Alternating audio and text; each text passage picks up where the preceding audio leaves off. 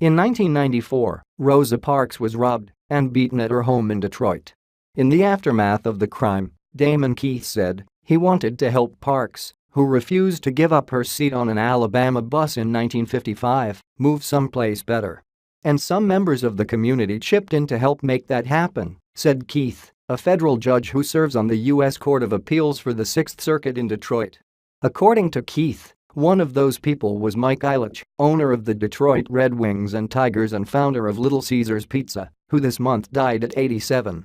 "I don't know if you remember, but Rosa Parks was beaten up by some bum in her neighborhood years ago," Keith said in a phone interview with The Washington Post as he recounted the story Thursday. "I had represented Rosa, so I called Mike Ilitch. I said, 'Mike, I don't want Rosa Parks going back into the same neighborhood that she was in when this bum beat her up.' He said okay. I don't scare easily." A 94-year-old judge's refusal to bow to racism, death threats. This is how Ilitch, who bought the Red Wings in 1982 and saw them win the Stanley Cup 4 times under his ownership, came to help a civil rights icon when she was in need. "He took care of her," Keith said. Anyway, back to Keith's story. Keith said he delivered his message to the whole community, asking for funds to help put Parks in a decent place to live.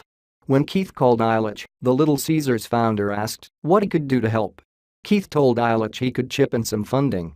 That, Keith said, is what Ilitch did, sending in $2,000 checks. Others in the community also sent money, Keith said, but Ilitch was a big donor in the effort, according to Keith. In fact, Keith called him the lead donor.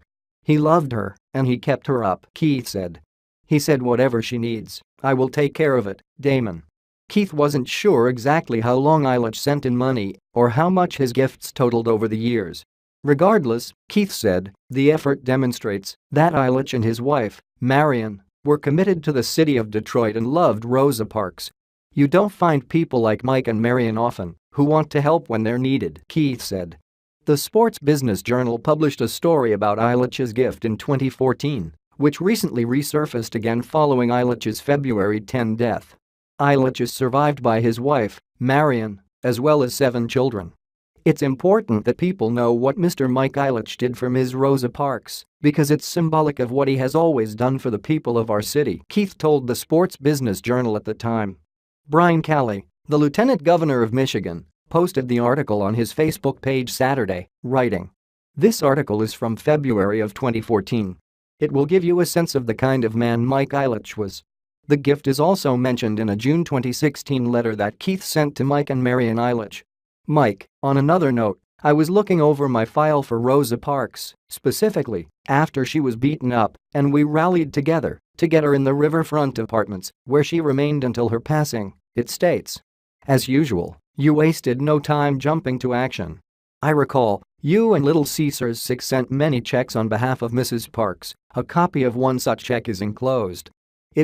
The copy of a $2,000 check was included in a PDF of Keith's letter sent to the Post. When asked about the gift to Parks, a spokesman for the Ilitch organization declined to comment in an email to the Post. In 2004, when Parks was 91 and struggling with dementia and other health issues, Riverfront Associates, which owned the apartment where Parks lived, said that she could remain in her home rent-free, according to the Associated Press. The offer stood for the remainder of Parks' life. She died the next year. Before that, her rent had reportedly been paid by a church in Detroit. The Rev. Charles Adams said that the church had been paying Parks rent since August 2003.